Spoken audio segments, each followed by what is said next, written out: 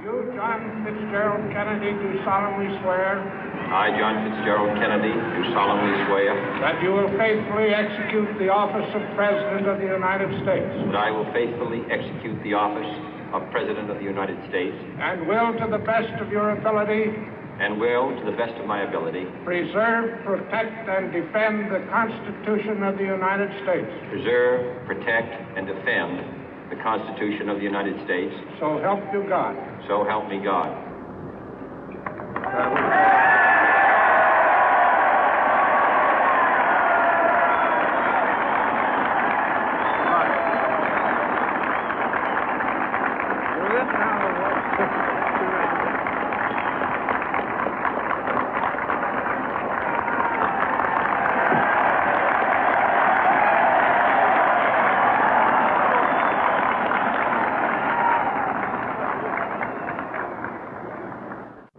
Vice President Johnson, Mr. Speaker, Mr. Chief Justice, President Eisenhower, Vice President Nixon, President Truman, Reverend clergy, fellow citizens. We observe today not a victory of party, but a celebration of freedom, symbolizing an end as well as a beginning, signifying renewal as well as change. For I have sworn before you and Almighty God the same solemn oath our forebears prescribed nearly a century and 3/4 ago. The world is very different now, for man holds in his mortal hands the power to abolish all forms of human poverty and all forms of human life. And yet the same revolutionary beliefs for which our forebears fought are still at issue around the globe. The belief that the rights of man come not from the generosity of the state, but from the hand of God. We dare not forget today that we are the heirs of that first revolution. Let the word go forth from this time and place to friend and foe alike that the torch has been passed to a new generation of Americans born in this century, tempered by war, disciplined by a hard and bitter peace, proud of our ancient heritage, and unwilling to witness or permit the slow undoing of those human rights to which this nation has always been committed and to which we are committed today at home and around the world.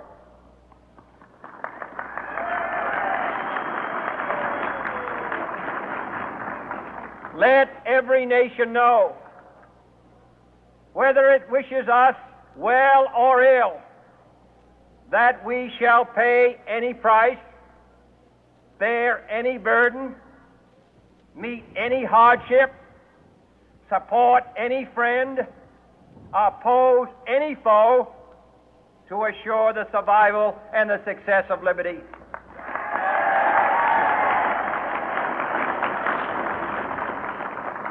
This much we pledge and more. To those old allies whose cultural and spiritual origins we share, we pledge the loyalty of faithful friends. United, there is little we cannot do in a host of cooperative ventures. Divided, there is little we can do, for we dare not meet a powerful challenge at odds and split asunder. To those new states whom we welcome to the ranks of the free, we pledge our word that one form of colonial control shall not have passed away, merely to be replaced by a far more iron tyranny. We shall not always expect to find them supporting our view, but we shall always hope to find them strongly supporting their own freedom, and to remember that in the past, those who foolishly sought power by riding the back of the tiger ended up inside.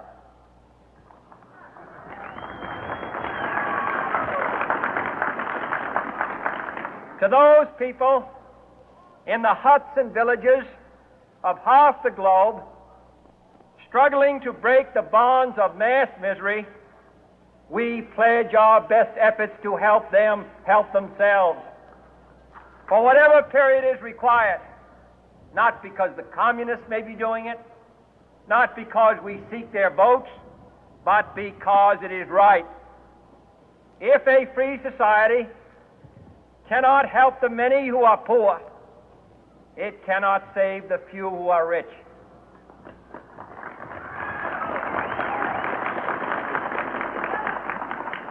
To our sister republics south of our border, we offer a special pledge to convert our good words into good deeds, in a new alliance for progress, to assist free men and free governments in casting off the chains of poverty. But this peaceful revolution of hope cannot become the prey of hostile powers. Let all our neighbors know that we shall join with them to oppose aggression or subversion anywhere in the Americas. And let every other power know that this hemisphere intends to remain the master of its own house.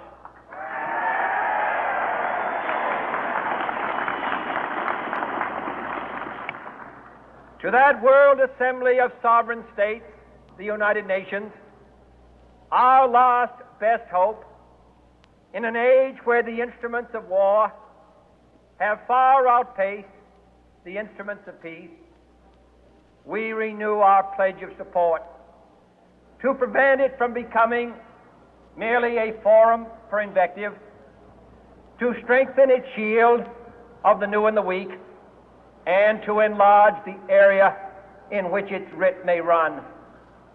Finally, to those nations who would make themselves our adversary, we offer not a pledge, but a request that both sides begin anew the quest for peace. Before the dark powers of destruction, unleashed by science, engulf all humanity in planned or accidental self-destruction, we dare not tempt them with weakness, for only when our arms are sufficient beyond doubt can we be certain beyond doubt that they will never be employed. But neither can two great and powerful groups of nations take comfort from our present course, both sides overburdened by the cost of modern weapons, both rightly alarmed by the steady spread of the deadly atom, yet both racing to alter that uncertain balance of terror that stays the hand of mankind's final war. So let us begin anew, remembering on both sides that civility is not a sign of weakness, and sincerity is always subject to proof. Let us never negotiate out of fear, but let us never fear to negotiate.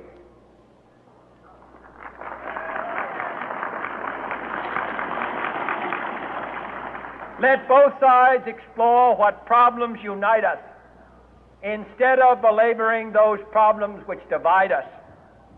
Let both sides, for the first time, formulate serious and precise proposals for the inspection and control of arms, and bring the absolute power to destroy other nations under the absolute control of all nations.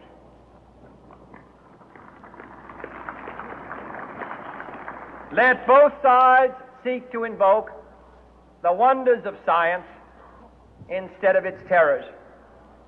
Together, let us explore the stars, conquer the deserts, eradicate disease, tap the ocean depth, and encourage the arts and commerce. Let both sides unite to heed in all corners of the earth the command of Isaiah to undo the heavy burden and let the oppressed go free. And if a beachhead of cooperation may push back the jungle of suspicion, let both sides join in creating a new endeavor, not a new balance of power, but a new world of law, where the strong are just and the weak secure and the peace preserved. All this will not be finished in the first 100 days, nor will it be finished in the first 1,000 days, nor in the life of this administration, nor even perhaps in our lifetime on this planet. But let us begin.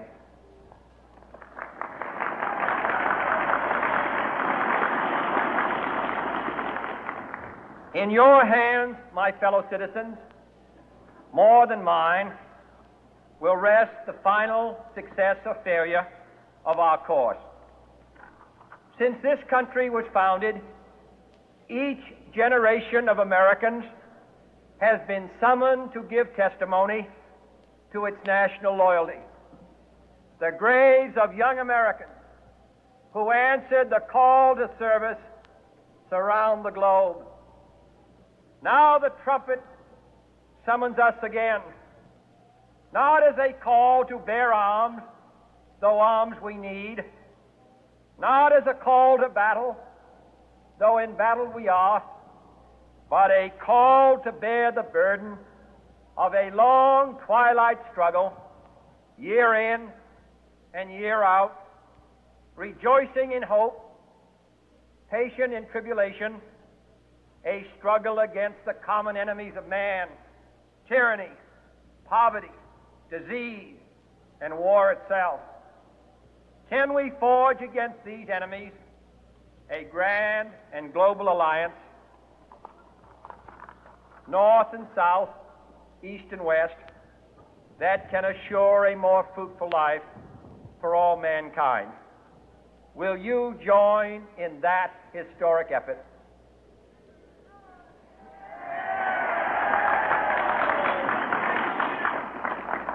In the long history of the world, only a few generations have been granted the role of defending freedom in its hour of maximum danger. I do not shrink from this responsibility. I welcome it.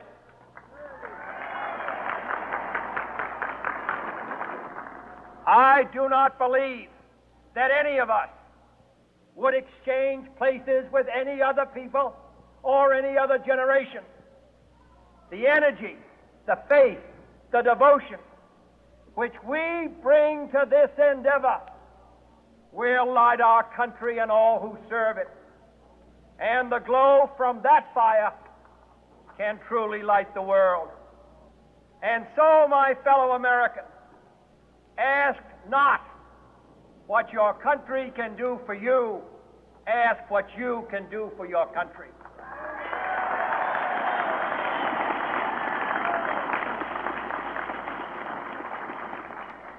My fellow citizens of the world, ask not what America will do for you, but what together we can do for the freedom of man.